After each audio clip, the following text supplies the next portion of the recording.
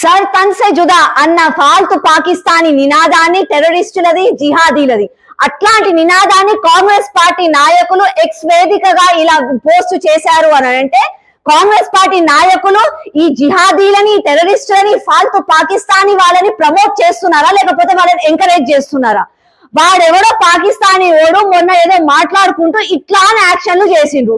చేయంగానే కాంగ్రెస్ నాయకులు 4 రోజుల తర్వాత ఎక్స్ వేదికగా ఒక ప్రధానమంత్రి ఫోటోని మార్ఫ్ చేసి సర్ తన్ సే జుదా అన్నట్టుగా ఇలా పెట్టిండ్రు అని అంటే పాకిస్తానీ వాళ్ళు ఆ జిహాదీ టెర్రరిస్టులు మీ పాలోలా, మీ అన్నదమ్ముళ్ళ, వాళ్ళకి మీలకి ఏమైనా కుటుంబ సంబంధాలు ఉన్నాయా? అసలు మీరు ఎట్లా పెట్టారనుకుంటున్నారు? మొత్తం దేశం, ప్రపంచం మొత్తం ఉగ్రదాడిని ఖండిస్తూ ఒక్కటాటిగా మాట్లాడుతుంటే మీ కాంగ్రెస్ నాయకులు మాత్రం ఎక్స్ వేదికగా ఇట్లాంటివి ప్రమోట్ చేస్తున్నారు అని అంటే అసలుకి ఈ దేశానికి పట్టిన శని మీరు కాదా అని చెప్పి నేను ప్రశ్నిస్తున్నాను. ఇంకా మీ మొహాలకంట పార్లమెంట్ ను నిర్వహించాలంట. అసలుకి ఎందుకు పెట్టాలి పార్లమెంట్?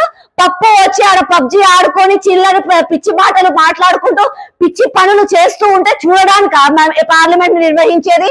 మీలాగా టైంపాస్ చేసే నాయకుడు మా నరేంద్ర మోదీ గారు. మొత్తం 24 గంటలు దేశ ప్రజల సంక్షేమం కోసం అని చెప్పి, దేశం కోసం అని చెప్పి, దేశ ప్రజల సురక్షితం కోసం అని చెప్పి పాటుపడే వ్యక్తి నరేంద్ర మోదీ గారు. అట్లాంటి నరేంద్ర మోదీ గారిని ఒక ప్రధానిని గౌరవించలేని మీరు ఈ దేశంలో ఈ గాలి పీల్చుకుంటూ, ఈ దేశంలో తిండి తినుకుంటూ, ఈ దేశంలో నీడలో బతకడం మీకు అవసరమా? మూటా ముల్లా సదురుకొని వెళ్ళిపోండి. అంతేకాని దేశంలో ఉండి విభజించు పాలించు అని చెప్పి అపీస్మెంట్ పాలిటిక్స్ చేసుకుంటూ ఇట్లాంటివి చేస్తే మాత్రం ఎవరు కూడా ఊరుకోరు.